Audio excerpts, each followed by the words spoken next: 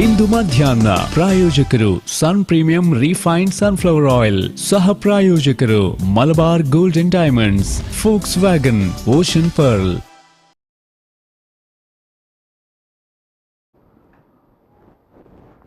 ನಮಸ್ಕಾರ. ಇಂದು ಮಧ್ಯಾಹ್ನಕ್ಕೆ ಸ್ವಾಗತ. ನಾನು ಗೌತಮ್ ಶೆಟ್ಟಿ. ಈಗ ಸುದ್ದಿಗಳ ವಿವರ. ದೇಶದಲ್ಲಿ ಲಾಕ್ಡೌನ್ ಅನ್ನು ಈಗ ಸಡಿಲಗೊಳಿಸಲಾಗಿದ್ದು, ಜನರು ಇನ್ನು ಮುಂದೆ ಮತ್ತಷ್ಟು ಎಚ್ಚರಿಕೆಯಿಂದ ಇರಬೇಕು ಅನ್ನುವಂತಹ ಮಾತುಗಳನ್ನು ದೇಶದ ಪ್ರಧಾನಿ ನರೇಂದ್ರ ಮೋದಿ ಅವರು ಹೇಳಿದ್ದಾರೆ. ತಮ್ಮ ಭಾನುವಾರದ ಮನ್ ಕಿ ಬಾತ್ ರೇಡಿಯೋ ಕಾರ್ಯಕ್ರಮದಲ್ಲಿ ದೇಶದ ಜನತೆಯನ್ನು ಉದ್ದೇಶಿಸಿ ಮಾತನಾಡಿದಂತಹ ಮೋದಿ ಅವರು, ಕಳೆದ ಬಾರಿ ನಾನು ನಿಮ್ಮೊಂದಿಗೆ ಮಾತನಾಡ್ತಾ ಇದ್ದಂತಹ ಸಂದರ್ಭದಲ್ಲಿ ದೇಶದಲ್ಲಿ ರೈಲು, ಬಸ್ ಮತ್ತು ವಿಮಾನಯಾನ ಬಂದ್ ಆಗಿದ್ವು. ಆದರೆ ಈ ಬಾರಿ ಲಾಕ್ಡೌನ್ ಅನ್ನು ಸಡಿಲಗೊಳಿಸಲಾಗಿದ್ದು, ಸಂಚಾರಕ್ಕೆ ಅನುವು ಮಾಡಿಕೊಡಲಾಗಿದೆ. ಸಾಕಷ್ಟು ಮುಂಜಾಗರೂಕತಾ ಕ್ರಮಗಳ ಜೊತೆಗೆ ಶ್ರಮಿಕ ವಿಶೇಷ ರೈಲು, ಇತರ ವಿಶೇಷ ರೈಲು ಹಾಗೂ ವಿಮಾನ ಸಂಚಾರಕ್ಕೆ ಅನುಮತಿಯನ್ನು ಕೊಡಲಾಗಿದೆ. ಆದರೆ ಈಗ ಜನರು ಈ ಹಿಂದಿನದ್ದಕ್ಕಿಂತಲೂ ಹೆಚ್ಚು ಎಚ್ಚರಿಕೆಯನ್ನು ವಹಿಸಬೇಕು ಎನ್ನುವಂತಹ ಮಾತುಗಳನ್ನು ಹೇಳಿದ್ದಾರೆ. ಇತರ ದೇಶಗಳಿಗಿಂತಲೂ ಭಾರತದಲ್ಲಿ ಜನಸಂಖ್ಯೆ ಹೆಚ್ಚಾಗಿದೆ. ಆದರೆ ನಾವು ಪರಿಸ್ಥಿತಿಯನ್ನ ಚೆನ್ನಾಗಿ ನಿಭಾವಣೆ ಮಾಡಿದ್ದೇವೆ. ಪ್ರತಿಯೊಬ್ಬರೂ ಕೂಡ ಪರಿಸ್ಥಿತಿಯನ್ನ ಉತ್ತಮವಾಗಿ ನಿಭಾಯಿಸ್ತಾ ಇದ್ದಾರೆ. ಆರ್ಥಿಕ ಚಟುವಟಿಕೆಗಳು ಮತ್ತೆ ಆರಂಭಗೊಂಡಿದೆ. ಸಾಮಾಜಿಕ ಅಂತರಗಳು ಈ ನಡುವೆ ಹೆಚ್ಚಾಗಬೇಕು. ಸಾಧ್ಯವಾದಷ್ಟು ಮಾಸ್ಕ್ಗಳನ್ನು ಧರಿಸುವಂಥದ್ದು, ಮನೆಯಲ್ಲೇ ಹೆಚ್ಚು ಕಾಲವನ್ನು ಕಳೆಯೋದಕ್ಕೆ ಪ್ರಯತ್ನವನ್ನ ಮಾಡಿ, ಪ್ರತಿಯೊಬ್ಬರ ಸಹಕಾರದ ಜೊತೆಗೆ ಕೊರೋನಾ ವಿರುದ್ಧದ ಹೋರಾಟವನ್ನು ನಾವು ಮತ್ತಷ್ಟು ಬಲಗೊಳಿಸಬೇಕು ಅಂತ ಹೇಳಿದ್ದಾರೆ. ಅಲ್ಲದೆ ಕಾರ್ಮಿಕರ ವಿಚಾರಕ್ಕೆ ಸಂಬಂಧಪಟ್ಟ ಹಾಗೆ ಕೂಡ ಮಾತನಾಡಿರುವಂತಹ ಪ್ರಧಾನಿಯವರು, ಉತ್ತರ ಭಾರತದಲ್ಲಿನ ವಲಸೆ ಕಾರ್ಮಿಕರನ್ನ ಕಂಡಾಗ ಅವರಿಗೆ ಮತ್ತಷ್ಟು ಯೋಜನೆಗಳನ್ನು ರೂಪಿಸಬೇಕು ಅಂತ ಅನಿಸ್ತಾ ಇದೆ. ಕೊರೋನಾ ವಿರುದ್ಧದ ಹೋರಾಟಕ್ಕೆ ಯೋಗ ಸಹಕಾರಿಯಾಗುತ್ತಾ ಅನ್ನುವಂತಹ ಪ್ರಶ್ನೆಗಳು ಕೂಡ ಕೇಳಿ ಬರ್ತಾ ಇದೆ. ಯೋಗ ಮತ್ತು ಆಯುರ್ವೇದದಿಂದ ಮಾನಸಿಕವಾಗಿ ಜನರು ಸದೃಢರಾಗಬಹುದು. ಇಮ್ಯುನಿಟಿ, ಕಮ್ಯುನಿಟಿ ಮತ್ತು ಯುನಿಟಿಯಿಂದ ವೈರಸ್ ವಿರುದ್ಧ ಹೋರಾಟವನ್ನು ನಡೆಸಬೇಕು ಅನ್ನುವಂತಹ ಮಾತುಗಳನ್ನು ಕೂಡ ಹೇಳಿದ್ರು. ಇನ್ನು ಸೋಂಕಿತರಲ್ಲಿ ಉಸಿರಾಟ ಸಂಬಂಧಿ ಸಮಸ್ಯೆ ಎದುರಾಗುತ್ತೆ. ಆದರೆ ಯೋಗದಿಂದ ಉಸಿರಾಟದ ಸಂಬಂಧಿ ಸಮಸ್ಯೆಗಳಿದ್ರೆ ಅದಕ್ಕೆ ಪರಿಹಾರ ಸಿಗುತ್ತೆ ಎನ್ನುವಂತಹ ಮಾತುಗಳನ್ನು ಹೇಳಿದ್ರು. ಯೋಗದಲ್ಲಿ ಹಲವು ಬಗೆಯ ಪ್ರಾಣಾಯಾಮಗಳಿವೆ. ಇದರಿಂದ ಉಸಿರಾಟ ಸಮಸ್ಯೆಯನ್ನು ನಿವಾರಿಸಿಕೊಳ್ಳಬಹುದು. ಕಪಾಲಭಾತಿ, ಅನುಲೋಮ ವಿಲೋಮದಿಂದ ಉಸಿರಾಟ ಸಮಸ್ಯೆ ನಿವಾರಣೆಯಾಗುತ್ತೆ ಎನ್ನುವಂತಹ ಮಾತುಗಳನ್ನು ಕೂಡ ತಮ್ಮ ಮನ್ ಕಿ ಬಾತ್ ಕಾರ್ಯಕ್ರಮದಲ್ಲಿ ಮೋದಿ ಅವರು ಹೇಳಿದ್ದಾರೆ.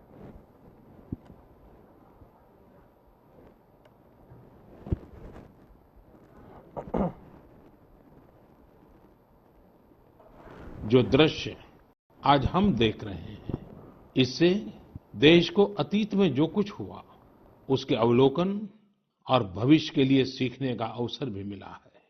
आज हमारे श्रमिकों की पीड़ा में हम देश के पूर्वी हिस्से की पीड़ा को देख सकते हैं।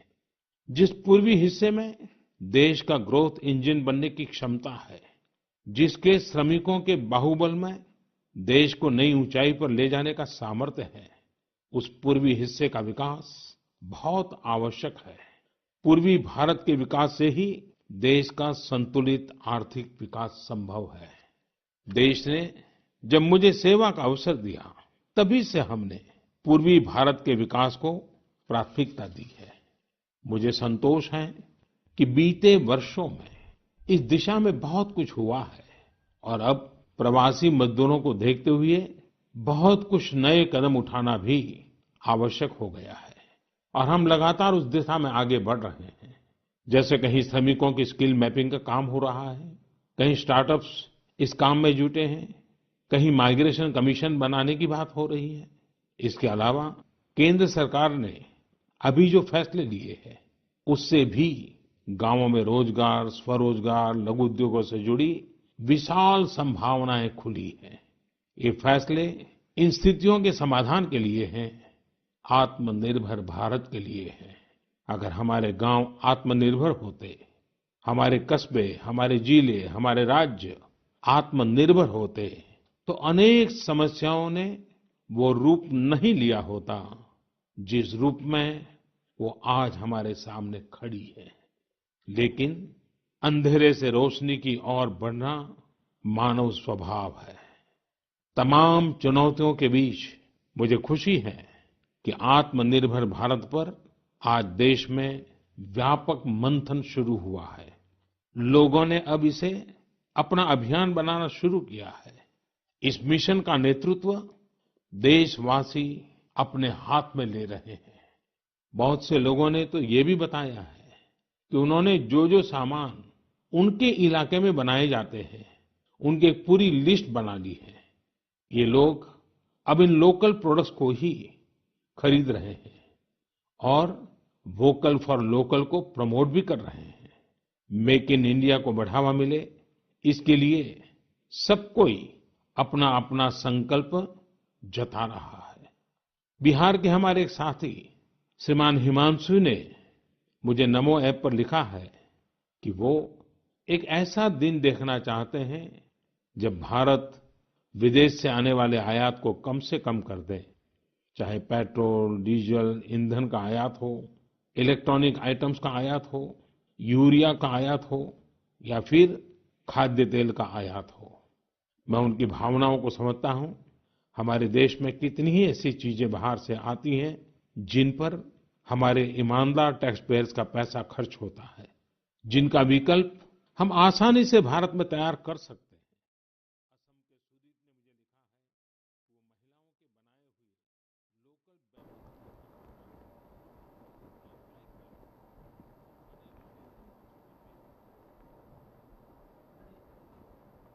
लोकल ಇನ್ನು ಕೇಂದ್ರ ಮತ್ತು ರಾಜ್ಯ ಎರಡೂ ಸರ್ಕಾರಗಳು ಕೊರೋನಾ ಲಾಕ್ಡೌನ್ನಿಂದ ತೊಂದರೆಗೆ ಒಳಗಾದಂತಹ ಜನರಿಗೆ ಸ್ಪಂದಿಸುವಲ್ಲಿ ಸಂಪೂರ್ಣವಾಗಿ ವಿಫಲವಾಗಿದೆ. ಕೊರೋನಾ ತಡೆಗಟ್ಟಲು ಸರ್ಕಾರಗಳು ವಿಫಲವಾಗಿದೆ ಎನ್ನುವಂತಹ ಆರೋಪವನ್ನ ಜಿಲ್ಲಾ ಕಾಂಗ್ರೆಸ್ ಅಧ್ಯಕ್ಷ ಹರೀಶ್ ಕುಮಾರ್ ಅವರು ಮಾಡಿದ್ದಾರೆ. ಸುಳ್ಯದಲ್ಲಿ ಪತ್ರಿಕಾಗೋಷ್ಠಿಯಲ್ಲಿ ಮಾತನಾಡಿದಂತಹ ಅವರು ಪ್ಯಾಕೇಜ್ಗಳನ್ನು ಘೋಷಣೆ ಮಾಡುವ ಮೂಲಕ ಜನರನ್ನ ತಪ್ಪುದಾರಿಗೆ ಎಳೆಯುವಂತಹ ಕೆಲಸ ಮಾಡ್ತಾ ಇದ್ದಾರೆ. ಪ್ಯಾಕೇಜ್ ಘೋಷಣೆ ಎನ್ನುವಂಥದ್ದು ಒಂದು ಸುಳ್ಳಿನ ಕಂತೆ, ಇದರಲ್ಲಿ ಸ್ಪಷ್ಟತೆ ಇಲ್ಲ. ಇನ್ನು ಎಲ್ಲ ಹಾಗೆ ನೆರವನ್ನ ಘೋಷಣೆ ಮಾಡಬೇಕು ಎನ್ನುವಂತಹ ಆಗ್ರಹವನ್ನ ಮಾಡಿದ್ರು. ಇನ್ನು ರಾಜ್ಯ ಸರ್ಕಾರ ಗ್ರಾಮ ಪಂಚಾಯತ್ಗಳಿಗೆ ಸಲಹಾ ಸಮಿತಿಗಳನ್ನ ನೇಮಕ ಮಾಡೋದಕ್ಕೆ ಹೊರಟಿದೆ. ಬಿಜೆಪಿ ಕಾರ್ಯಕರ್ತರನ್ನ ನೇಮಕ ಮಾಡುವಂತಹ ಕೆಲಸ ಇದರಲ್ಲಾಗುತ್ತೆ. ಗ್ರಾಮ ಮಟ್ಟದಲ್ಲಿ ಪಕ್ಷರಹಿತವಾಗಿ ಚುನಾವಣೆ ನಡೀತಾ ಇದೆ. ಇನ್ ಕೇಸ್ ಇದನ್ನು ಜಾರಿಗೆ ತಂದಲ್ಲಿ ಕಾಂಗ್ರೆಸ್ ಪಕ್ಷ ಕಾನೂನು ಹೋರಾಟದ ಜೊತೆಗೆ ಪ್ರತಿ ಗ್ರಾಮ ಪಂಚಾಯತ್ ಮಟ್ಟದಲ್ಲಿ ಹೋರಾಟವನ್ನ ಮಾಡುತ್ತೆ. ಇದರಿಂದ ಗ್ರಾಮ ಸ್ವರಾಜ್ಯದ ಅರ್ಥ ನಿರರ್ಥವಾಗುತ್ತೆ ಅನ್ನುವಂತಹ ಮಾತುಗಳನ್ನು ಹೇಳಿದರು. ಅಖಿಲ ಭಾರತ ಕಾಂಗ್ರೆಸ್ ಪಕ್ಷ ಮತ್ತು ಕರ್ನಾಟಕ ಪ್ರದೇಶ ಕಾಂಗ್ರೆಸ್ ಪಕ್ಷ ಮತ್ತು ಎಲ್ಲ ರಾಜ್ಯದ ಕಾಂಗ್ರೆಸ್ ಪಕ್ಷದ ಘಟಕಗಳು ಸರ್ಕಾರಕ್ಕೆ ಈ ವಿಚಾರದಲ್ಲಿ ಯಾವುದೇ ರಾಜಕೀಯ ಇಲ್ಲದೆ ಸಂಪೂರ್ಣವಾದ ಒಂದು ಸಹಕಾರವನ್ನು ಕೊಡುವಂತಹ ವ್ಯವಸ್ಥೆಯಲ್ಲಿ ಕಾಂಗ್ರೆಸ್ ಪಕ್ಷಕ್ಕೆ ನಿರ್ದೇಶನವನ್ನು ಸಹ ನಾವು ಕೊಡ್ತಾ ಇದ್ದೇವೆ. 3 ತಿಂಗಳಾಯಿತು. 3 ತಿಂಗಳಲ್ಲಿ ಕೂಡ ನಾವು ಸಂಪೂರ್ಣ ಸಹಕಾರವನ್ನು ಕೊಟ್ಟಿದ್ದೇವೆ. ಆದರೆ ಇವತ್ತು ಈ ಒಂದು ಕೋವಿಡ್-19 ವೈರಸ್, ಕೊರೋನಾ ವೈರಸ್ ಏನಿದೆ, ಇದರ ಒಂದು ಸರ್ಕಾರ ಮಾಡಬೇಕಾದಂಥ, ಇದರ ವಿರುದ್ಧ ಮಾಡಬೇಕಾದಂಥ ಕೆಲಸದಲ್ಲಿ ಸರ್ಕಾರ ಇವತ್ತು ಸಂಪೂರ್ಣ ವಿಫಲ ಆಗಿದೆ ಅನ್ನುವಂಥ ವಿಚಾರವನ್ನು ನಾವು ಹೇಳ್ತೇವೆ. ರಾಜ್ಯ ಸರ್ಕಾರ ಇರ್ಬೋದು, ಕೇಂದ್ರ ಸರ್ಕಾರ ಇರ್ಬೋದು. ಇವತ್ತು ಜನರು ಕೂಲಿ ಕಾರ್ಮಿಕರು, ಅದು ಕೃಷಿ ಕಾರ್ಮಿಕರಿಂದ ಹಿಡಿದು ಕೂಲಿ ಕಾರ್ಮಿಕರಿರ್ಬೋದು, ಕಟ್ಟಡ ಕಾರ್ಮಿಕರಿರ್ಬೋದು, ಅಸಂಘಟಿತ ವಲಯದ ಕಾರ್ಮಿಕರಿರ್ಬೋದು, ಸವಿತಾ ಸಮಾಜ ಇರ್ಬೋದು, ಅಗಸರು ಇರ್ಬೋದು, ಅರ್ಚಕರು ಇರ್ಬೋದು, ಎಲ್ಲ ಆಟೋ ಡ್ರೈವರ್ಗಳಿರ್ಬೋದು, ಬಸ್ ಡ್ರೈವರ್ಗಳಿರ್ಬೋದು, ಎಲ್ಲ ವರ್ಗದವರಿಗೆ ಕೂಡ ಇದು ಪರಿಣಾಮ ಬೀರಿದೆ. ವರ್ಗದವರಿಗೆ ಕೂಡ ಪ್ಯಾಕೇಜ್ ಅನ್ನು ಕೊಡಬೇಕು. ಕನಿಷ್ಠ 10,000 ರೂಪಾಯಿ ಪ್ಯಾಕೇಜ್ ಅನ್ನ ನೆರವಿನ ಮುಖಾಂತರ ಎಲ್ಲ ಶ್ರಮಿಕ ವರ್ಗಕ್ಕೆ ಕೊಡಬೇಕು ಅನ್ನುವಂಥ ಒತ್ತಾಯ ಕಾಂಗ್ರೆಸ್ ಪಕ್ಷದಿಂದ ನಾವು ಮೊನ್ನೆ ಕೂಡ ಸ್ಪೀಕ್ ಆಫ್ ಇಂಡಿಯಾದಲ್ಲಿ ಕೂಡ ನಾವು ಒತ್ತಾಯವನ್ನು ಇಡೀ ರಾಜ್ಯದ ಜನತೆ, ಇಡೀ ದೇಶದ ಜನತೆ ಸರ್ಕಾರಕ್ಕೆ ಹೇಳಿದ್ದೇವೆ. ಕೇಂದ್ರ ಸರ್ಕಾರದ ಪ್ಯಾಕೇಜ್ 20 ಲಕ್ಷ ಕೋಟಿ ರೂಪಾಯಿ.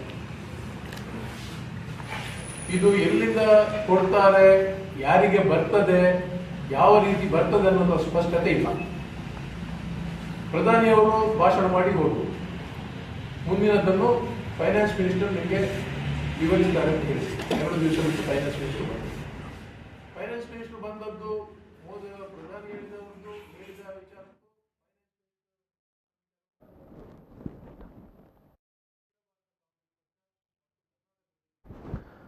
ಇನ್ನು ಇದೇ ವೇಳೆ ಜಿಲ್ಲಾ ಯುವ ಕಾಂಗ್ರೆಸ್ ಅಧ್ಯಕ್ಷ ಮಿಥುನ್ ರೈ ಅವರು ಮಾತನಾಡಿ, ಜಿಲ್ಲೆಯಲ್ಲಿ ಕೊರೋನಾ ಪ್ರಕರಣಗಳು ದಿನದಿಂದ ದಿನಕ್ಕೆ ವ್ಯಾಪಕವಾಗಿ ಹರಡ್ತಾ ಇದೆ. ಜಿಲ್ಲೆಯಲ್ಲಿ ಕೊರೋನಾವನ್ನ ತಡೆಗಟ್ಟೋದಿಕ್ಕೆ ಜಿಲ್ಲಾಡಳಿತ ಸಂಪೂರ್ಣವಾಗಿ ವಿಫಲವಾಗಿದೆ.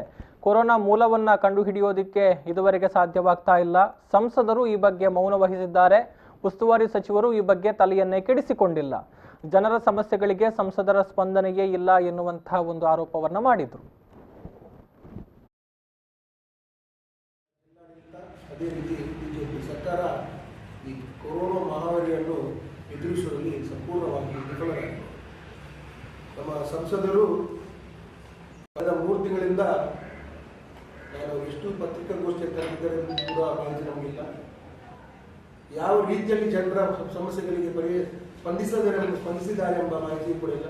ಬರೀ ಅವರ ಕಾರ್ಯಕರ್ತರಿಗೆ ಪಾಸ್ ಹಾಗೂ ಈ ಸರ್ಕಾರದ ಬಂದ ಕಿಟ್ಟನ್ನು ಅವರ ಕಿಟ್ ಅಂತ ಹೇಳಿ ವಿತರಣೆ ಮಾಡುವಂತ ಕೆಲಸ ಕಾರ್ಯವನ್ನು ಮಾಡ್ತಾರೆ. ಬಹುಶಃ ಇವತ್ತು ರಾಜ್ಯದಲ್ಲೇ ಸರ್ಕಾರ ಕೊಟ್ಟಂತಹ ಹಣದಿಂದ ಕೊಟ್ಟಂತಹ ಕಿಟ್ಟನ್ನು, ಈ ಅಂಗನವಾಡಿಯಲ್ಲಿ ಕೊಟ್ಟಂತಹ ಕಿಟ್ಟನ್ನು ಬೆಂಗಳೂರಲ್ಲಿ ನಮ್ಮ ಡಿ ಕೆ ಸುರೇಶ್ ಅವರು ಬಹಿರಂಗವಾಗಿ ಅದನ್ನು ಎಳೆಯಲಾಗಿ ಬಿಚ್ಚಿಟ್ರು. ಬಿಜೆಪಿ ಆ ಚಿಹ್ನೆಯನ್ನು ಹಾಕಿ ಸರ್ಕಾರದ ಕಿಟ್ಟನ್ನು ಅವರ ಕಿಟ್ ಅಂತ ಹೇಳಿ, ಮೋದಿ ಕಿಟ್ ಅಂತ ಹೇಳಿ ಕೊಡುವಂತ.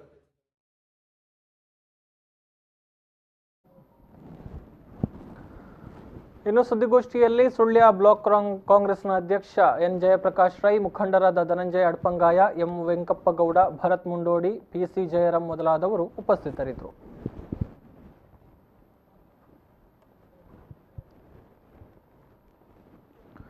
ದಕ್ಷಿಣ ಕನ್ನಡ ಜಿಲ್ಲೆಯ ಬೆಳ್ತಂಗಡಿ ಮತ್ತು ಕಡಬ ತಾಲೂಕಿನ ಹಲವೆಡೆ ಮಿಡತೆ ಹಾವಳಿ ಕಂಡು ಬಂದಿದ್ದು, ಇದೀಗ ಕರಾವಳಿಯಾದ್ಯಂತ ಮಿಡತೆ ಹಾವಳಿಯ ಆತಂಕ ಎದುರಾಗಿದೆ. ಬೆಳ್ತಂಗಡಿ ತಾಲೂಕಿನ ಕರಂಬಾರು ಗ್ರಾಮ ಪಂಚಾಯತ್ ವ್ಯಾಪ್ತಿಯ ಪಾದೆ ಅನೀಶ್ ಎಂಬವರ ತೋಟದಲ್ಲಿ ನಿನ್ನೆ ಮಿಡತೆಗಳ ಗುಂಪು ಕಂಡು ಬಂದಿದೆ. ಅನೀಶ್ ಅವರು ಸಂಜೆ ವೇಳೆ ತನ್ನ ರಬ್ಬರ್ ತೋಟದಲ್ಲಿ ಹೋಗಿ ನೋಡಿದಾಗ ಮಿಡತೆಗಳು ರಬ್ಬರ್ ಗಿಡಗಳ ಕೆಳಗೆ ಇರುವಂತಹ ಗಿಡ ಬಳ್ಳಿಗಳ ಸೊಪ್ಪುಗಳನ್ನು ತಿಂತಾ ಇದ್ವು. ಇದನ್ನ ಸೂಕ್ಷ್ಮವಾಗಿ ಗಮನಿಸಿದಾಗ ಮಿಡತೆಗಳ ಹಿಂಡೆ ಕಂಡು ಬಂದಿದೆ. ಇನ್ನು ಕಡಬ ತಾಲೂಕಿನ ನೂಜಿಬಾಳ್ತಿಲ ಗ್ರಾಮ ಪಂಚಾಯತ್ ವ್ಯಾಪ್ತಿಯಲ್ಲಿ ಮಿಡತೆ ಹಾವಳಿ ಬಗ್ಗೆ ಕೂಡ ಮಾಹಿತಿಗಳು ಲಭಿಸ್ತಾ ಇದೆ. ನೂಜಿಬಾಳ್ತಿಲ ಗ್ರಾಮ ಪಂಚಾಯತ್ ವ್ಯಾಪ್ತಿಯ ರಿಂಜಿಲಾಡಿಯ ವಿಶ್ವನಾಥ ಎಂಬವರ ತೋಟದಲ್ಲಿ ಮಿಡತೆಗಳ ಗುಂಪು ಕಂಡು ಬಂದಿದೆ. ಗುಂಪಾಗಿ ಆಗಮಿಸುವಂತಹ ಮಿಡತೆಗಳು ಮರದ ಎಲೆಗಳನ್ನು ತಿಂತಾ ಇದೆ. ಸಾಮಾನ್ಯವಾಗಿ ಸಾಯಂಕಾಲ ಸಮಯದಲ್ಲಿ ಹೆಚ್ಚಾಗಿ ಈ ಮಿಡತೆಗಳ ಗುಂಪು ಕಾಣಸಿಗ್ತಾ ಇದೆ. ಈಗಾಗಲೇ ಎಲ್ಲ ಕಡೆಯಲ್ಲೂ ಕೂಡ ಮಿಡತೆಗಳ ಹಾವಳಿಯಿಂದ ತತ್ತರಿಸ್ತಾ ಇರುವಾಗ ಜಿಲ್ಲೆಯಲ್ಲೂ ಕೂಡ ಮಿಡತೆಗಳು ಕಂಡು ಬಂದಿರುವಂತಹ ವಿಚಾರ ಕೃಷಿಕರು ಚಿಂತೆಗೀಡಾಗುವಂತೆ ಮಾಡಿದೆ.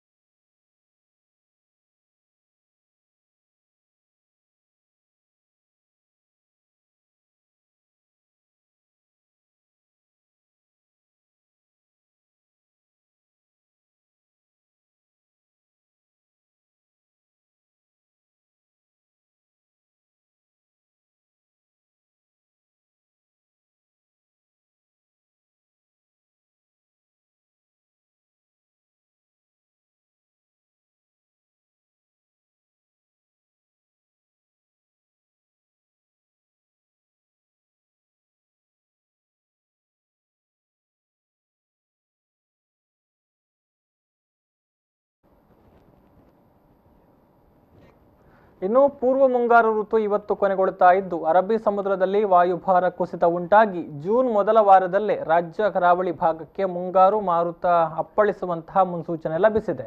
ಜೂನ್ 1ರಂದು ಕೇರಳ ಕರಾವಳಿ ತೀರಕ್ಕೆ ಮುಂಗಾರು ಮಾರುತಗಳು ಅಪ್ಪಳಿಸುವಂತಹ ನಿರೀಕ್ಷೆ ಇದ್ದು ಬಳಿಕ ದಕ್ಷಿಣ ಕನ್ನಡ ಜಿಲ್ಲೆ ಮತ್ತು ಉಡುಪಿ ಜಿಲ್ಲೆಯ ಕರಾವಳಿ ತೀರವನ್ನು ಪ್ರವೇಶಿಸುವ ಮೂಲಕ ಈ ಋತುವಿನ ಮಳೆಗಾಲ ಪ್ರಾರಂಭವಾಗಲಿದೆ ಎನ್ನುವಂತಹ ಮಾಹಿತಿಯನ್ನು ಈಗ ಹವಾಮಾನ ಇಲಾಖೆ ಕೊಟ್ಟಿದೆ. ಈ ಬಾರಿ ಮುಂಗಾರು ವಾಡಿಕೆಯಂತೆ ಉತ್ತಮ ಪ್ರಮಾಣದಲ್ಲಿ ಮಳೆ ಸುರಿಸಬಹುದು. ಆ ಪ್ರಕಾರ ಕರಾವಳಿ ಭಾಗದಲ್ಲಿ ಮುಂಗಾರು ಋತುವಿನಲ್ಲಿ ಒಟ್ಟು 3019 ಮಿಲಿಮೀಟರ್ನಷ್ಟು ವಾಡಿಕೆ ಮಳೆಯಾಗಬೇಕು. ಕರಾವಳಿಯಲ್ಲಿ ಕಳೆದ 2 ವರ್ಷವೂ ಕೂಡ ಮುಂಗಾರು ಉತ್ತಮವಾಗಿತ್ತು. ಹವಾಮಾನ ಇಲಾಖೆಯ ವಾಡಿಕೆಯಂತೆ ಮೇ 31ಕ್ಕೆ ಪೂರ್ವ ಮುಂಗಾರು ಋತು ಕೊನೆಗೊಳ್ಳಲಿದ್ದು ಈ ವರ್ಷ ಮುಂಗಾರು ಪೂರ್ವ ಮಳೆಯು ವಾಡಿಕೆಯ ಗುರಿ ತಲುಪುವಂಥದ್ದು ಅನುಮಾನ. ಇತ್ತೀಚಿನ ವರ್ಷಗಳಿಗೆ ಹೋಲಿಕೆ ಮಾಡಿದರೆ ಕಳೆದ ವರ್ಷ ಅತಿ ಕಡಿಮೆ ಅಂದರೆ 74% ಮಳೆಯ ಪ್ರಮಾಣ ದಾಖಲಾಗಿತ್ತು. ಇದೀಗ ಗಮನಿಸಿದ್ರೆ ಕರಾವಳಿ ಭಾಗದಲ್ಲಿ ಕಳೆದ ಕೆಲ ದಿನಗಳಿಂದ ಉತ್ತಮವಾಗಿ ಮಳೆ ಸುರಿತಾ ಇದೆ. ಮಾರ್ಚ್ 1ರಿಂದ ಮೇ 29ರವರೆಗಿನ ಅಂಕಿಅಂಶದಂತೆ ದಕ್ಷಿಣ ಕನ್ನಡ ಜಿಲ್ಲೆಯಲ್ಲಿ 210 ಮಿಲಿಮೀಟರ್ ವಾಡಿಕೆ ಮಳೆಯನ್ನ ನಿರೀಕ್ಷೆ ಮಾಡಲಾಗಿತ್ತು. ಒಟ್ಟು 216 ಮಿಲಿಮೀಟರ್ ಮಳೆಯಾಗಿದ್ದು 3% ಹೆಚ್ಚು ಮಳೆ ಆಗಿದೆ. ಇನ್ನು ಉಡುಪಿ ಜಿಲ್ಲೆಯಲ್ಲಿ 178 ಮಿಲಿಮೀಟರ್ ವಾಡಿಕೆ ಮಳೆಯಾಗಬೇಕಿತ್ತು.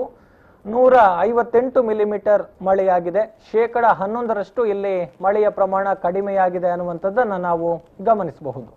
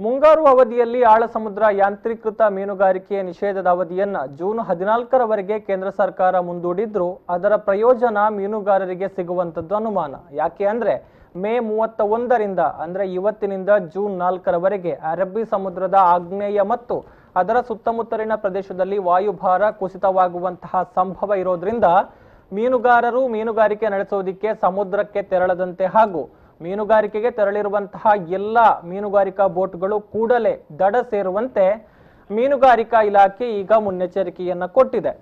ಲಾಕ್ಡೌನ್ ಹಿನ್ನೆಲೆಯಲ್ಲಿ ಮೀನುಗಾರಿಕೆ ನಿಷೇಧ ಅವಧಿಯನ್ನ ಪರಿಷ್ಕರಣೆ ಮಾಡಲಾಗಿತ್ತು. ಅದರಂತೆ ಕರಾವಳಿಯಲ್ಲಿ ಯಾವುದೇ ಬಲೆಗಳನ್ನು ಅಥವಾ ಸಾಧನಗಳನ್ನು ಉಪಯೋಗಿಸಿ ಎಲ್ಲ ಯಾಂತ್ರೀಕೃತ ದೋಣಿಗಳ ಮುಖಾಂತರ ಹಾಗೂ 10 HP ಸಾಮರ್ಥ್ಯಕ್ಕಿಂತ ಮೇಲ್ಪಟ್ಟ ಇನ್ಬೋರ್ಡ್ ಅಥವಾ ಔಟ್ಬೋರ್ಡ್ ಯಂತ್ರಗಳನ್ನು ಅಳವಡಿಸಿರುವಂತಹ ಸಾಂಪ್ರದಾಯಿಕ ದೋಣಿಗಳ ಮುಖಾಂತರ ಕೈಗೊಳ್ಳುವಂತಹ ಮೀನುಗಾರಿಕೆಯನ್ನ ಜೂನ್ 15ರಿಂದ ಜುಲೈ 31ರವರೆಗೆ ಸೇರಿ ಒಟ್ಟು 47 ದಿನಗಳ ನಿಷೇಧವನ್ನ ಹೇರಿ ಆದೇಶವನ್ನ ಹೊರಡಿಸಿತ್ತು. ಅಂದ್ರೆ ಜೂನ್ 14ರವರೆಗೆ ಒಂದು ಹೆಚ್ಚುವರಿ ಅವಕಾಶಗಳು ಲಭಿಸುತ್ತೆ ಎನ್ನುವಂತಹ ನಿರೀಕ್ಷೆಗಳು ಕರಾವಳಿಯ ಮೀನುಗಾರರಲ್ಲಿ ಇತ್ತು. ಆದರೆ ಇದೀಗ ವಾಯುಭಾರ ಕುಸಿತ ಉಂಟಾಗುವಂತಹ ಪರಿಣಾಮ ಮೀನುಗಾರಿಕಾ ಇಲಾಖೆ ಮುನ್ನೆಚ್ಚರಿಕೆಯನ್ನ ಕೊಟ್ಟಿದೆ. ಜೂನ್ 4ರವರೆಗೆ ಯಾರು ಕೂಡ ಕಡಲಿಗೆ ಇಳಿಯಬಾರದು ಮೀನುಗಾರಿಕೆ ನಡೆಸುವಂತಹ ನಿಟ್ಟಿನಲ್ಲಿ ಮತ್ತು ಈಗಾಗಲೇ ಮೀನುಗಾರಿಕೆಗೆ ತೆರಳಿರುವಂತಹ ಬೋಟ್ಗಳು ಕೂಡ ವಾಪಸ್ ಬರಬೇಕು ಎನ್ನುವಂತಹ ನಿರ್ದೇಶನವನ್ನ ಕೊಟ್ಟಿದೆ. ಹೀಗಾಗಿ ಏನು 15 ದಿನಗಳ ಒಂದು ಹೆಚ್ಚುವರಿ ಕಾಲಾವಕಾಶ ಸಿಗಬಹುದು ಎನ್ನುವಂತಹ ನಿರೀಕ್ಷೆಗಳಿತ್ತು. ಸೊ ಅದರಲ್ಲೂ ಈಗ ಆಲ್ಮೋಸ್ಟ್ 5 ದಿನಗಳು ಅವಕಾಶಗಳು ಕಡಿಮೆಯಾಗಿದೆ. ಸೊ ಮುಂದಿನ ದಿನಗಳಲ್ಲಿ ಏನಾಗುತ್ತೆ ಅನ್ನುವಂಥದ್ದನ್ನ ಕಾದು ನೋಡಬೇಕಾಗುತ್ತೆ.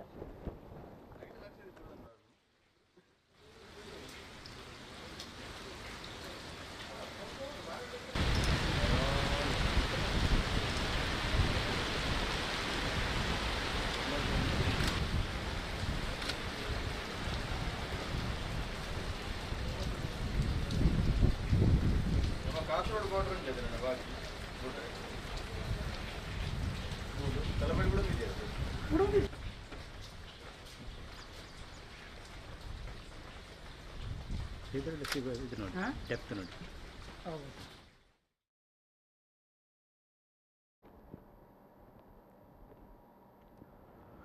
ಕೊರೋನಾ ಮುನ್ನೆಚ್ಚರಿಕೆಯಾಗಿ ಹೇರಿಕೆಯಾಗಿದ್ದಂತಹ ಲಾಕ್ಡೌನ್ ಹಂತ ಹಂತವಾಗಿ ಸಡಿಲಗೊಳ್ತಾ ಇದೆ. ಜೂನ್ 1ರಿಂದ ಲಾಕ್ಡೌನ್ 5 ಜಾರಿಗೆ ಬರ್ತಾ ಇದೆ. ಈ ನಡುವೆ ಕರಾವಳಿಯಲ್ಲಿ ಖಾಸಗಿ ಬಸ್ಗಳ ಓಡಾಟ ಆರಂಭಗೊಳ್ತಾ ಇದೆ. ಇದಕ್ಕಾಗಿ ಖಾಸಗಿ ಬಸ್ ಮಾಲಕರು ಎಲ್ಲಾ ರೀತಿಯ ಸಿದ್ಧತೆಗಳನ್ನು ಮಾಡಿಕೊಂಡಿದ್ದಾರೆ.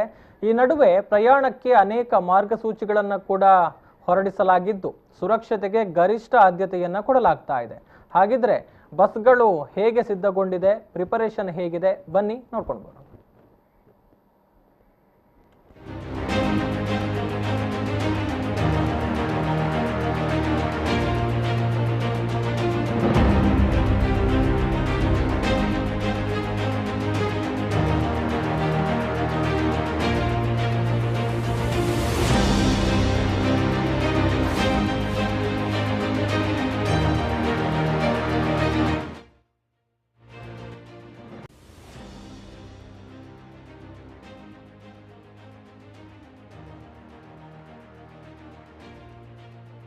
ಇರುವ ಹಾಗೆಯೇ ಮಂಗಳೂರು ಸಹಿತ ಕರಾವಳಿಯಲ್ಲಿ ಖಾಸಗಿ ಬಸ್ಗಳ ಓಡಾಟ ಆರಂಭಗೊಳ್ಳಲಿದೆ.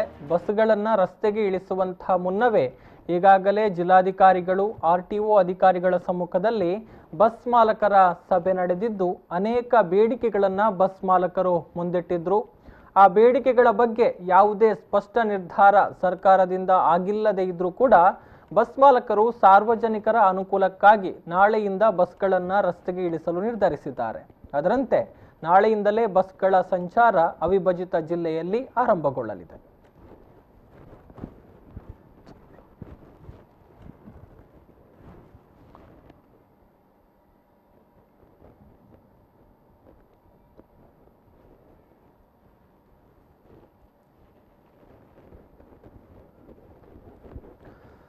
ದಕ್ಷಿಣ ಕನ್ನಡ ಮತ್ತು ಉಡುಪಿ ಎರಡೂ ಜಿಲ್ಲೆಗಳಲ್ಲಿರುವಂತಹ ಸುಮಾರು 2,000 ಸರ್ವಿಸ್ ಬಸ್ಗಳ ಪೈಕಿ ಆರಂಭದಲ್ಲಿ 25% ಬಸ್ಗಳು ರಸ್ತೆಗೆ ಇಳಿಯಲಿದ್ದು ಮುಂದಿನ ವಾರದ ಒಳಗೆ ಬಹುತೇಕ ಬಸ್ಗಳು ಕೂಡ ಓಡಾಟವನ್ನು ಆರಂಭಿಸಲಿದೆ. ಇನ್ನು ದಕ್ಷಿಣ ಕನ್ನಡ ಜಿಲ್ಲೆಯಲ್ಲಿನ ಒಟ್ಟು 320 ಸಿಟಿ ಬಸ್ಗಳ ಪೈಕಿ 135 ಬಸ್ಗಳು ಮತ್ತು ಉಡುಪಿ ನಗರದ 85 ಸಿಟಿ ಬಸ್ಗಳ ಪೈಕಿ 22 ಬಸ್ಗಳು ಸಂಚಾರವನ್ನು ಆರಂಭಿಸಲಿವೆ. ಪ್ರತಿ 15ರಿಂದ 20 ನಿಮಿಷಕ್ಕೆ ಒಮ್ಮೆ ಬಸ್ಗಳು ಸಂಚಾರವನ್ನ ಮಾಡುತ್ತೆ. ಸದ್ಯ ಸರ್ಕಾರದ ಆದೇಶದಂತೆ ಬೆಳಗ್ಗೆ 7 ಗಂಟೆಯಿಂದ ಸಂಜೆ 7 ಗಂಟೆಯವರೆಗೆ ಬಸ್ಗಳ ಸಂಚಾರ ಇರುತ್ತೆ. ಇದಕ್ಕಾಗಿ ಬಸ್ಗಳನ್ನ ಸಿದ್ಧಗೊಳಿಸುವಂತಹ ಪ್ರಕ್ರಿಯೆಗಳು ಕೂಡ ಈಗಾಗಲೇ ಪೂರ್ಣಗೊಂಡಿವೆ. ಬಸ್ಗಳನ್ನ ಸ್ಯಾನಿಟೈಸ್ ಮಾಡುವಂತಹ ಪ್ರಕ್ರಿಯೆಗಳು ಈಗಾಗಲೇ ನಡೆದಿವೆ. ಇನ್ನು ಆಸನ ಸಾಮರ್ಥ್ಯದ 50% ಮಾತ್ರ ಪ್ರಯಾಣಿಕರಿಗೆ ಪ್ರಯಾಣಕ್ಕೆ ಅನುಮತಿಯನ್ನ ನೀಡಲಾಗುತ್ತೆ. ಬಸ್ನಲ್ಲಿ ಪ್ರಯಾಣಿಸುವಂತಹ ಪ್ರತಿಯೊಬ್ಬರು ಕೂಡ ಮಾಸ್ಕ್ಗಳನ್ನು ಧರಿಸುವಂಥದ್ದು ಕಡ್ಡಾಯ. ಬಸ್ ಚಾಲಕರು ಮತ್ತು ನಿರ್ವಾಹಕರು ಗರಿಷ್ಠ ಸುರಕ್ಷತಾ ಕ್ರಮಗಳನ್ನು ಅನುಸರಿಸಲಿದ್ದಾರೆ. ಪ್ರಯಾಣಿಕರು ಈ ನಿಟ್ಟಿನಲ್ಲಿ ಸಹಕಾರವನ್ನು ಕೊಡಬೇಕು ಅನ್ನುವುದು ದಕ್ಷಿಣ ಕನ್ನಡ ಜಿಲ್ಲಾ ಸಿಟಿ ಬಸ್ ಮಾಲಕರ ಸಂಘದ ಅಧ್ಯಕ್ಷ ದಿಲ್ರಾಜ್ ಆಳ್ವಾ ಅವರ ಮಾತು. ತಿಂಗಳಿಂದ ನಗರ ಸ್ತಬ್ಧವಾಗಿರುವುದು ಮತ್ತು ನಮ್ಮ ಖಾಸಗಿ ವ್ಯವಸ್ಥೆಯಲ್ಲಿ ಎಲ್ಲವೂ ಸ್ತಬ್ಧ, ಅಂದರೆ ಯಾವುದೇ ಬಸ್ಗಳು ರಸ್ತೆಗೆ ಇಳಿಲಿಲ್ಲ. ಸೊ ಈಗ ನಾವು ಜೂನ್ 1ಕ್ಕೆ ನಾವು ನಮ್ಮ ಎಲ್ಲ ಸಾರಿಗೆ ವ್ಯವಸ್ಥೆಯನ್ನು ಮತ್ತೆ ರಸ್ತೆಗೆ ಇಳಿಯುವಂಥ ಮತ್ತೆ ಜನರ ಸೇವೆಗೋಸ್ಕರ ನಾವು ಜೂನ್ 1ಕ್ಕೆ ನಮ್ಮ ಸಾರಿಗೆ ವ್ಯವಸ್ಥೆಯನ್ನು ಶುರು ಮಾಡಲಿಕ್ಕಿದ್ದೇವೆ. ಮತ್ತು ಇದರ ಪರಿಣಾಮವಾಗಿ ನಾವು ಹಲವಾರು ಬದಲಾವಣೆಗಳನ್ನು ಮಾಡಿದ್ದೇವೆ. ಒಂದು ನಮ್ಮ ಡಿಸ್ಟ್ರಿಕ್ಟ್ ಅಡ್ಮಿನಿಸ್ಟ್ರೇಷನ್ ಅವರ ಮಾರ್ಗಸೂಚಿಯಾಗಿ ನಾವು ನಮ್ಮ ಕೆಪಾಸಿಟಿ ಬಸ್ನ 50% ಕೆಪಾಸಿಟಿಯನ್ನು ಮಾತ್ರ ನಾವು ಪ್ಯಾಸೆಂಜರ್ ಹಾಕಲಿಕ್ಕೆ, ಮತ್ತು ಇನ್ನೊಂದು ಕಂಪಲ್ಸರಿ ಮಾಸ್ಕ್, ಯಾರೇ ಬಸ್ಗೆ ಎಂಟರ್ ಆದರೂ ಕೂಡ ಕಂಪಲ್ಸರಿ ಮಾಸ್ಕನ್ನು ಹಾಕೊಳ್ಬೇಕು. ಮತ್ತು ನಮ್ಮ ಡ್ರೈವರ್ ಕಂಡಕ್ಟರ್ ಆಗಿರ್ಬೋದು ಮಾಸ್ಕ್ ಹಾಕ್ತಾರೆ, ಮತ್ತು ಗ್ಲೌಸನ್ನು ಕೂಡ ಅವರು ಹಾಕ್ತಾರೆ, ಮತ್ತು ಸ್ಯಾನಿಟೈಸೇಷನ್ ಕೂಡ ವ್ಯವಸ್ಥೆಯನ್ನು ನಾವು ಮಾಡಲಿಕ್ಕಿದ್ದೇವೆ. ಮತ್ತು ಇನ್ನೊಂದು ಒಂದು ಸ್ಟೆಪ್ ಮುಂದಕ್ಕೆ ಹೋಗಿ ನಮ್ಮ ಜನರ ಒಂದು ಸೇಫ್ಟಿಗೋಸ್ಕರ ನಾವು ಆದಷ್ಟು ನಮ್ಮ ಕಂಡಕ್ಟರ್ ಮತ್ತು ಪ್ಯಾಸೆಂಜರ್ಗಳ ಇಂಟ್ರಾಕ್ಷನ್ ಕಮ್ಮಿ ಮಾಡಬೇಕಂತ ಹೇಳೋ ದೃಷ್ಟಿಯಿಂದ ನಾವು ಕ್ಯಾಶ್ಲೆಸ್ಸನ್ನು ಕೂಡ ನಾವು ಇಂಟ್ರೊಡ್ಯೂಸ್ ಮಾಡಿದ್ದೇವೆ. ಸೊ ಜೂನ್ 1ಕ್ಕೆ ಇದರ ಲಾಂಚ್ ಕೂಡ ನಾವು ಮಾಡಲಿಕ್ಕಿದ್ದೇವೆ. ಸೊ ಇದು ಚಲೋ ಕಾರ್ಡ್ ಅಂತೇಳಿ ಆದಷ್ಟು ನಮ್ಮ ಚಿಲ್ಲರೆ ಸಮಸ್ಯೆ ಆಗಿರ್ಬೋದು ಮತ್ತು ಆದಷ್ಟು ಇಂಟ್ರಾಕ್ಷನ್ಸ್ ಆಗಿರ್ಬೋದು ಮತ್ತು ಸೇಫ್ ಫೀಲ್ ಮಾಡಲಿಕ್ಕೆ ನಾವು ಈ ಕ್ಯಾಶ್ಲೆಸ್ ಕಾರ್ಡನ್ನು ಕೂಡ ನಾವು ಇಂಟ್ರೊಡ್ಯೂಸ್ ಮಾಡಿದ್ವಿ. ಇದರ ಕೂಡ ನಮ್ಮ ಮಂಗಳೂರಿನ ಜನತೆ ಇದನ್ನು ಸದುಪಯೋಗ ಪಡಿಸಬೇಕಂತೇಳಿ ನಾನು ಕೋರ್ತಾ ಇದ್ದೇನೆ. ಈಗ ಸದ್ಯದ ಪರಿಸ್ಥಿತಿಯಲ್ಲಿ ನಾವು ಯಾವುದೇ ರೀತಿಯ ಏನು ಪಾಸಸ್ಗಳಾಗಿರ್ಬೋದು ಮತ್ತು ಕನ್ಸೆಷನ್ಸ್ ಆಗಿರ್ಬೋದು ಎಲ್ಲ ಕೋವಿಡ್-19 ಅಪ್ ಟು ಕೋವಿಡ್-19 ಎಲ್ಲ ಪಾಸ್ಗಳನ್ನು ನಾವು ರದ್ದು ಮಾಡಿದ್ದೇವೆ. ಯಾವುದೇ ಕನ್ಸೆಷನ್ ಇರೋದಿಲ್ಲ. ಮತ್ತು ಸ್ಕೂಲ್ ಆರಂಭವಾದ ಮೇಲೆ ಇದರ ನಮ್ಮ ಜಿಲ್ಲಾಧಿಕಾರಿ ಯಾವುದೇ ಸೂಚನೆ ಕೊಡ್ತಾರೆ ನಾವು ಹೇಗೆ ಗಾಡಿಗಳನ್ನು ಓಡಿಸ್ಬೇಕಂತೇಳಿ ಆ ದೃಷ್ಟಿಯಲ್ಲಿ ನಾವು ಮಕ್ಕಳ ಹಿತದೃಷ್ಟಿಯಿಂದ ನಾವು ಏನು ಕ್ರಮ ಕೈಗೊಳ್ಳಬೇಕು ಅದನ್ನು ನಾವು ಪಾಲನೆ ಮಾಡಲಿಕ್ಕೆ ನಾವು ಸಿದ್ಧರಿದ್ದೇವೆ. ಮತ್ತು ಸಾಧಾರಣವಾಗಿ ನಾವು ಈ ಕೋವಿಡ್-19ವರೆಗೆ ಎಲ್ಲ ಪಾಸ್ಗಳನ್ನು ಎಲ್ಲ ಕನ್ಸೆಷನ್ ಇದುಗಳನ್ನು ನಾವು ರದ್ದುಪಡಿಸ್ತೇವೆ ಅಂತ ಹೇಳಲಿಕ್ಕೆ ನಾನು ಬಯಸ್ತೇನೆ. ಕೋವಿಡ್-19 ಪರಿಣಾಮವಾಗಿ ಕಳೆದ 2.5 ಇದರ ಜೊತೆಗೆ ಪ್ರಯಾಣಿಕರು ಮತ್ತು ನಿರ್ವಾಹಕರ ನಡುವಿನ ಸಂಪರ್ಕವನ್ನ ಮತ್ತಷ್ಟು ಕಡಿಮೆ ಮಾಡುವ ನಿಟ್ಟಿನಲ್ಲಿ ಮತ್ತೊಂದು ವಿನೂತನವಾದ ಪರಿಕಲ್ಪನೆಯನ್ನ ಕೂಡ ಬಸ್ ಮಾಲಕರ ಸಂಘ ಪರಿಚಯಿಸಿದೆ.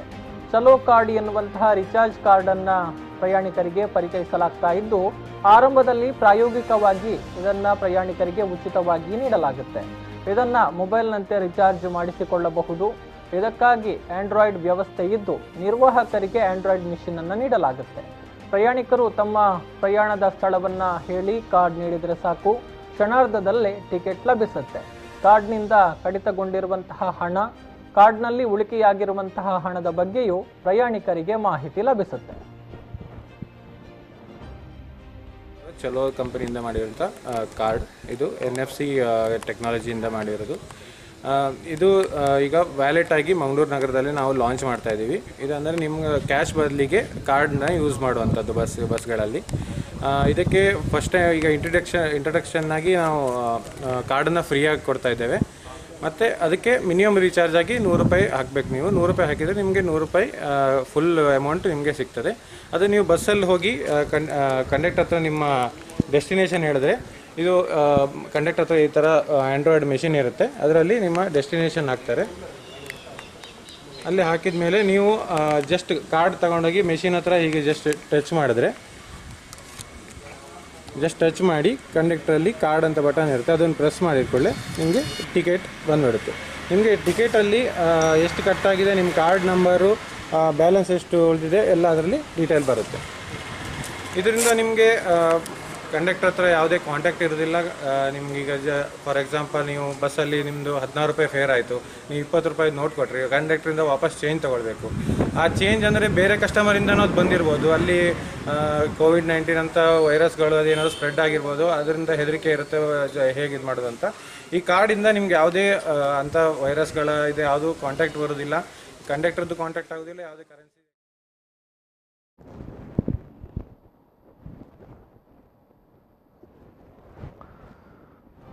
ಈ ಮೂಲಕ ಕಳೆದ 2.5 ತಿಂಗಳುಗಳ ಕಾಲ ಸ್ಥಗಿತಗೊಂಡಿದ್ದ ಬಸ್ಗಳ ಸಂಚಾರ ಕರಾವಳಿಯಲ್ಲಿ ಮತ್ತೆ ಆರಂಭಗೊಳ್ಳಲಿದೆ.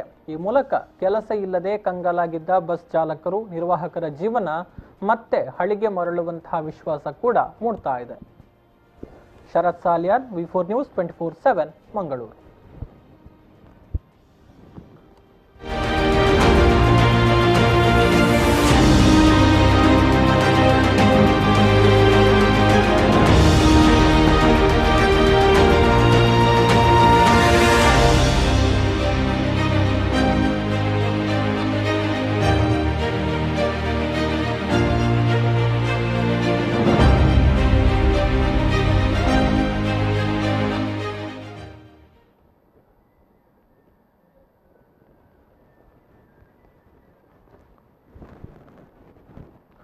ಇದಿಷ್ಟು ಇಂದು ಮಧ್ಯಾಹ್ನದ ಸುದ್ದಿ. ಮುಂದಿನ ಸುದ್ದಿ ಮಾಹಿತಿ ಜೊತೆಗೆ ಮತ್ತೆ ಬರ್ತೀನಿ. ನೋಡ್ತಾ ಇರಿ V4 ನ್ಯೂಸ್. ನಮಸ್ಕಾರ.